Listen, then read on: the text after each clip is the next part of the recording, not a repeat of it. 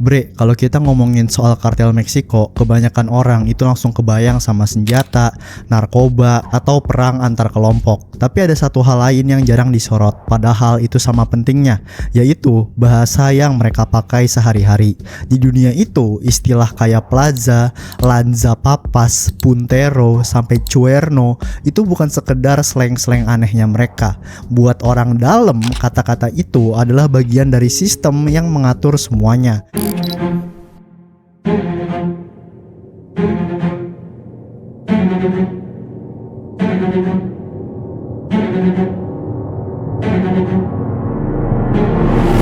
Bahasa ini emang kasar dan sering penuh sama kekerasan, tapi justru disitulah fungsinya. Lewat istilah-istilah itu, mereka mengatur operasi, ngasih perintah, sampai nunjukin posisi seseorang dalam organisasi. Satu kata bisa ngejelasin siapa yang mimpin wilayah, siapa yang bertugas ngawasin jalan, bahkan siapa yang ngebawa senjata tertentu. Dari pengintai di sudut kota sampai operator laboratorium rahasia, semuanya punya sebutannya sendiri. Misalnya Sicario, ini istilah yang paling familiar gitu ya. Artinya sederhana, orang bersenjata yang bekerja untuk organisasi. Tugasnya bisa ngejaga pemimpin kartel atau ngejalanin pembunuhan langsung. Di level bawah itu ada halcones, yaitu mata dan telinga kartel di jalanan. Mereka memantau lalu lintas, jembatan atau persimpangan, lalu melapor kalau ada polisi atau musuh yang masuk wilayah. Di atas mereka biasanya ada punteros, pengintai yang ditempatkan di titik-titik strategis kayak bukit atau akses masuk ke suatu daerah. Mereka bisa berada di sana berhari-hari cuman untuk mastiin kagak ada ancaman yang datang tanpa diketahui. Semua aktivitas itu biasanya berada di bawah kendali Jefe de Plaza, yaitu komandan wilayah yang mengatur operasi lokal. Sementara di atasnya lagi itu ada figur yang sering disebut patron atau senior, orang yang mengendalikan wilayah jauh lebih luas. Bahasa kartel juga mencerminkan bagian produksi narkoba. Ada cocinero, orang yang memasak narkotika di laboratorium rahasia. Kadang ada juga químico, orang yang benar-benar memahami proses kimia dan memastikan produksinya berjalan sesuai rencana. Bahkan pekerja yang hanya mengangkut bahan kimia atau mindahin drum di fasilitas itu pun sering punya sebutan sendiri. Kalau dilihat secara keseluruhan nih bre, bahasa ini sebenarnya kayak peta kecil dari cara kartel beroperasi. Dari pengintai di jalan sampai pemimpin tertinggi, semuanya terhubung lewat sistem istilah yang sama. Dan bagi mereka ini bukan sekedar slang jalanan, ini adalah bahasa kerja, bahasa yang dipakai untuk menjalankan organisasi yang sering beroperasi hampir kayak perusahaan besar atau bahkan kayak tentara bayangan. Hal yang sama juga terlihat ketika mereka menyebut barang atau perlengkapan. Misalnya istilah pasta blues, Oxys atau Eminem. Buat orang luar mungkin terdengar kayak permen atau obat biasa, tapi di pasar gelap kata-kata itu biasanya merujuk pada pil fentanyl, terutama yang berwarna biru dan beredar luas dalam perdagangan ilegal. Bahasa ini juga muncul ketika mereka berbicara soal senjata. Salah satu yang paling terkenal itu adalah Cuerno de Chivo, julukan untuk senapan serbu berbasis AK-47. Nama itu muncul karena bentuk magazinnya yang melengkung kayak tanduk kambing. Jadi ketika seseorang bilang tim mereka udah lengkap dengan puro Cuerno, artinya semua orang udah ngebawa AK-47. Ada juga istilah R atau R15, cara singkat untuk menyebut AR-15 atau varian kayak karabin M4.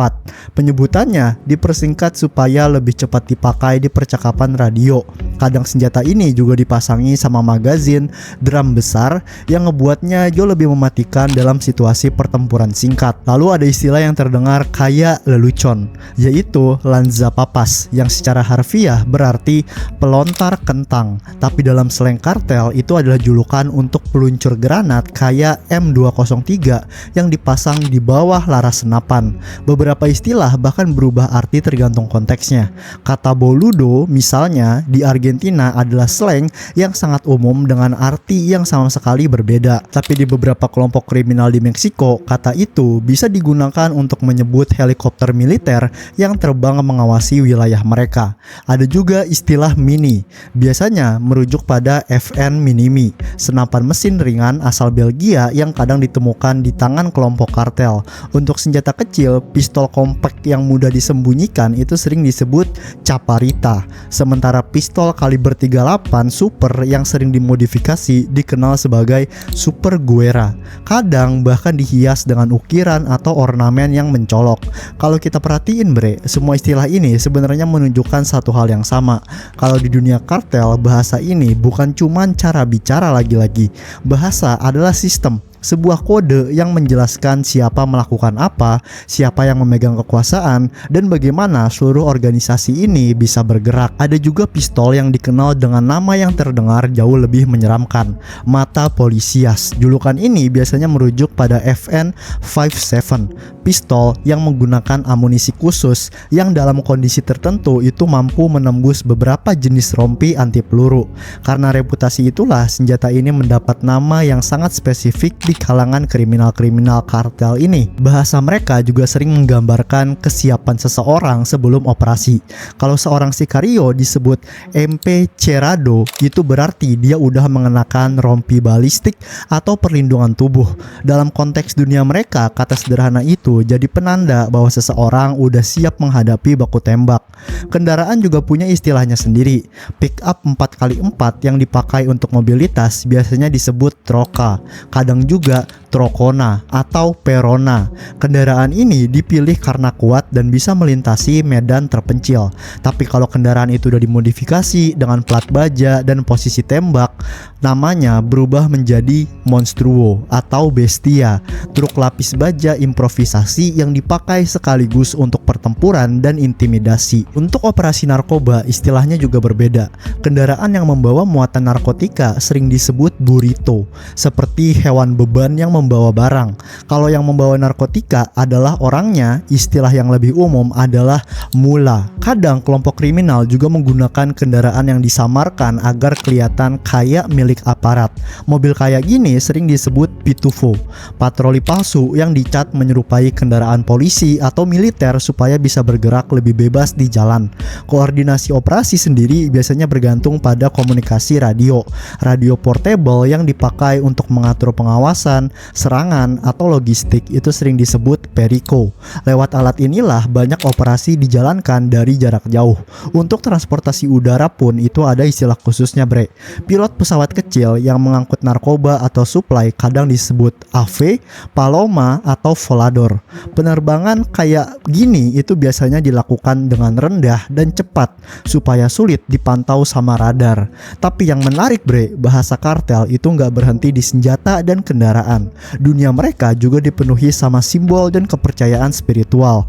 Salah satu yang paling terkenal adalah devotion kepada Santa Muerte yang sering disebut La Flaca, figur kerangka berjubah yang bagi sebagian orang dipercaya sebagai pelindung. Selain itu ada juga tokoh religius lain yang dihormati, kayak Saint Jude Thaddeus yang dikenal sebagai santo pelindung bagi kasus-kasus yang dianggap mustahil. Beberapa orang juga ngebawa simbol Saint Benedict of Nursia sebagai perlindungan spiritual. Ada juga yang percaya pada Santo Nino de Atocha, figur religius yang dianggap melindungi dalam perjalanan atau situasi sulit. Dan tentu aja satu nama yang hampir selalu muncul dalam narkokultur itu adalah Jesus Malverde, tokoh legendaris dari Culiacan yang oleh sebagian orang dianggap sebagai semacam santo pelindung para penyeludup. Kalau dilihat dari luar, semua istilah ini mungkin kedengeran kayak slang jalanan biasa, tapi sebenarnya mereka ngebentuk bahasa yang sangat spesifik, bahasa yang menggambarkan struktur kekuasaannya, alat perangnya, kepercayaannya, dan cara hidup dalam dunia yang beroperasi di luar hukum ini.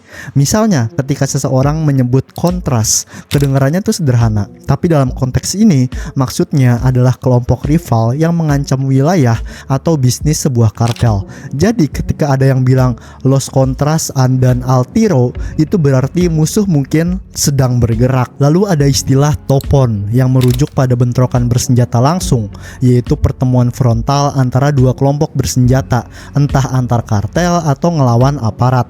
Kalau sebuah wilayah disebut caliente, artinya daerah itu lagi panas, patroli meningkat, atau baru aja terjadi kekerasan besar. Sementara hale berarti pekerjaan atau tugas yang bisa berkisar dari operasi logistik sampai tindakan yang jauh lebih brutal. Ada juga istilah levanton, yaitu penculikan paksa yang sering berujung pada interogasi atau kekerasan. Kalau seseorang dianggap bermasalah, dia bisa mendapat madrina, yaitu pemukulan atau penyiksaan berat untuk menghukum atau memaksa informasi. Dan dalam struktur organisasinya sendiri sering muncul istilah la linea. Kadang itu berarti rantai komando dalam kartel, kadang juga merujuk langsung pada nama kelompok kriminal tertentu. Jadi ketika seseorang berkata bahwa la linea sudah memberi, luz verde artinya perintah udah datang dari atas. Ada juga istilah kayak sapo atau culebra. Keduanya dipakai secara menghina untuk menyebut informan atau pengkhianat, entah yang bekerja untuk kartel lain atau diam-diam memberi informasi ke aparat. Dan di dunia kayak gini, dicap kayak sapo itu biasanya berarti hidup seseorang sedang berada dalam bahaya besar. Kalau pengkhianat itu sampai pindah ke kelompok lain, ada istilah capulin atau brinca plazas. Maksudnya orang yang melompat dari satu kartel ke kartel lain. Dan seperti yang bisa dibayangkan, kalau orang kayak gitu tertangkap oleh kelompok yang dia tinggalin, nasibnya hampir nggak pernah berakhir baik. Kadang mereka juga menyebut organisasi tertentu tanpa menyebut namanya langsung. Misalnya El Cuatro Letras. Banyak orang langsung tahu bahwa yang dimaksud itu adalah kartel Jalisco Nueva Generación, salah satu kartel paling kuat di Meksiko. Ada juga istilah aplacarse. Secara sederhana artinya menenangkan diri atau berhenti beraktivitas di suatu wilayah. Tapi dalam praktiknya kata ini sering berarti tunduk pada kelompok yang menguasai daerah tersebut. Jadi kalau ada pesan yang menyuruh seseorang untuk aplacarse, itu sebenarnya adalah sebuah peringatan. Beberapa istilah lain bahkan menggambarkan kekerasan secara sangat spesifik. Kata kayak encostalado, encobijado, atau encahuelado menjelaskan bagaimana tubuh korban ditinggalkan dalam karung, dibungkus selimut, atau dimasukkan ke bagasi mobil. Bukan sekedar menyembunyikan mayat, tapi juga mengirim pesan teror. Ada juga kata mochar, secara harfiah berarti memotong sesuatu, tapi dalam konteks kartel itu sering merujuk pada mutilasi. Sementara istilah capo sebenarnya cuma berarti orang bertubuh pendek di wilayah Sinaloa. Meskipun banyak orang langsung mengkaitkannya dengan Joaquin Guzman Loera atau El Chapo, karena itu beberapa tokoh lain juga bisa sebenarnya memakai julukan yang sama, kayak Fausto Isidro Meza Flores. Untuk senjata sendiri, mereka kadang memakai istilah sederhana kayak aparatos, artinya ya senjata api, kata yang sengaja dibuat terdengar biasa supaya nggak terlalu mencolok dalam percakapan. Di dalam organisasi juga ada istilah clave. Ini adalah kode internal untuk menyebut komandan atau operator penting. Biasanya berupa huruf dan angka kayak R5 atau Z40 yang dipakai dalam komunikasi tanpa menyebut identitas aslinya. Kalau berbicara tentang kru atau kelompok, mereka sering make kata plebada.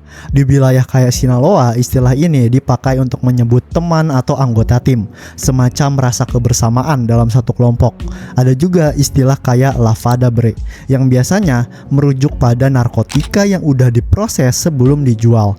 Sementara seseorang itu bisa aja disebut alterado jika berada di bawah pengaruh zat dan siap untuk bertindak agresif, atau enfierado jika dia membawa banyak senjata dan siap untuk bertempur. Untuk menyamarkan percakapan, ada juga kode kayak cocodrilo yang kadang dipakai untuk menyebut seseorang yang baru aja menggunakan kokain. Aparat keamanan pun itu punya sebutan mereka sendiri. Tentara sering disebut guachos, sementara polisi bisa disebut tira, plaka, azules, atau bahkan puercos. Semuanya adalah istilah informal yang kadang bernada meremehkan. Ada juga kata firme, kadang berarti sesuatu yang keren atau solid, tapi sering juga dipakai sebagai salam atau penutup percakapan. Beberapa istilah lain berkaitan langsung dengan pemerasan. Kata kayak pagarenta, kooperasion, vacuna, atau mensualidad, semuanya itu mengarah pada hal yang sama. Uang perlindungan yang harus dibayar oleh bisnis atau warga agar tidak diganggu. Kalau seseorang dianggap terlalu banyak bicara, muncul ekspresi seperti darpiso, bajar, atau tronar. Semuanya adalah cara kagak langsung untuk mengatakan bahwa seseorang ini akan dibunuh. Ada juga istilah plebes yang biasa merujuk pada anak-anak muda dalam circle dekat seorang pemimpin kartel, bisa sebagai pengawal, operator, atau eksekutor. Sementara frasa hacer una limpia berarti membersihkan wilayah dari musuh, biasanya dengan cara yang sangat brutal. Dan terakhir ada ungkapan yang agak ironis, politos de colores. Ini sebenarnya sering dipakai sama tentara Meksiko untuk mengejek rekrutan muda kartel. Anak-anak yang baru masuk dunia kriminal, penuh percaya diri, tapi sering kagak bertahan lama ketika benar-benar menghadapi konflik bersenjata. Kalau dipikir-pikir ya bre, semua istilah ini menunjukkan satu hal yang jelas. Kalau dunia kartel ini bukan cuma soal senjata atau kekuasaan, ini juga tentang bahasa, sebuah sistem kode yang membuat percakapan sehari-hari itu terdengar biasa, padahal sebenarnya penuh dengan makna yang jauh lebih gelap. Oke bre, segitu aja buat video gue kali ini. Gimana menurut lo? Kalau lo suka jangan lupa like, comment, share, dan subscribe channel ini. Sampai jumpa lagi di video selanjutnya. Dadah.